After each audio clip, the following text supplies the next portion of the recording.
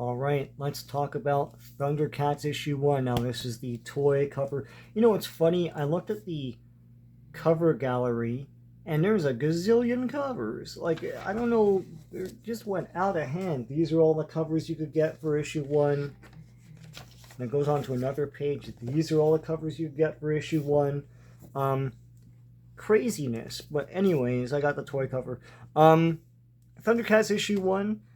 This is from Declan Shelvey and Drew Moss. This is a brand new comic book for 2024. The Thundercats are back in a big way. This broke records in sales. Overall, the big tune, all that stuff. And this is from Dynamite, by the way. And Dynamite's been killing it for years now, with retro and nostalgia comics that are done just with high quality. A lot of Disney stuff they've been doing, and a lot of pulp things, etc. So Thundercats issue 1.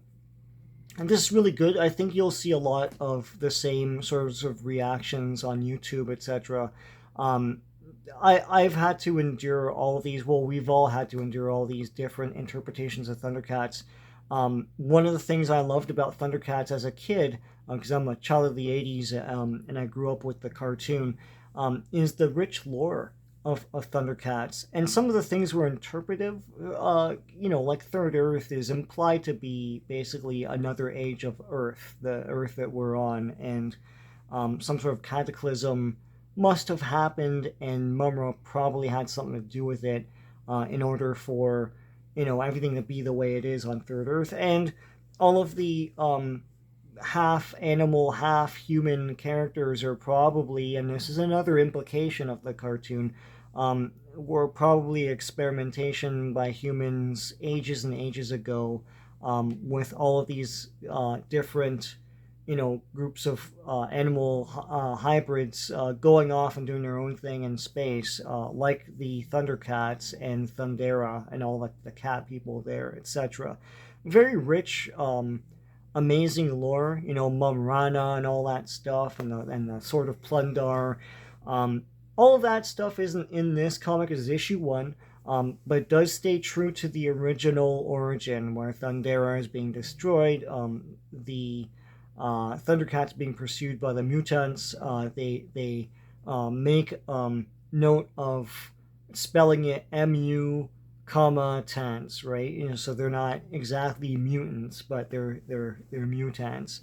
The way they pronounce it in this island Earth, right? So the Thundercats are on Third Earth. One omission: there's no Snarf for whatever reason, but that could possibly be something down the road.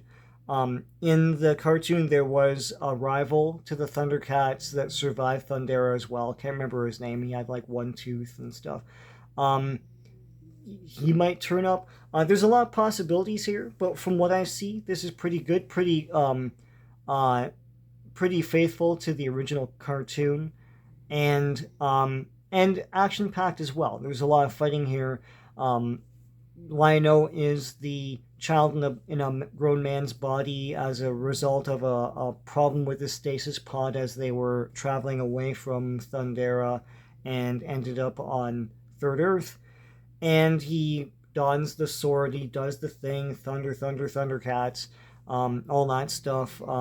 You see Mumra very briefly. You see a lot of Slythe. And you see some of the other mutants in the background as well. Slythe is leading them. He looks awesome. There's a great battle between the Thundercats and the mutants in this. And it's really cool. Tigra's mustache threw me off a bit. You gotta go different a bit, I guess. But all in all, this is Thundercats. I mean, I'm looking forward to other issues of this. There's a lot they can do with this. They still have to build Cat's Lair and all that. I don't think they have the Thunder Tank in this quite yet. In the cartoon was very unique for its time in that it had a continuing story. There were still episodes, like something began and ended each episode, but they still had a continuity that they stuck with. And it's unique in that cartoon had a final episode, where Mumra is defeated once and for all. That's pretty cool. It ran a long time. It ran longer than G.I. Joe and Transformers at 130 episodes. And I'm looking forward to all the possibilities, if they're sticking with the original cartoon, all the possibilities and story possibilities and character possibilities that they can go with ThunderCats in comic form. So I'm looking forward to the rest of this. I'm assuming this is an ongoing series. I hope it is. I hope it's not like a mini series. And yeah, looking forward to issue 2. I think we all are. I think anyone who read this, of all the 170,000 people or whatever that read this, are probably eagerly anticipating issue 2. Can't wait. So until next time, take care.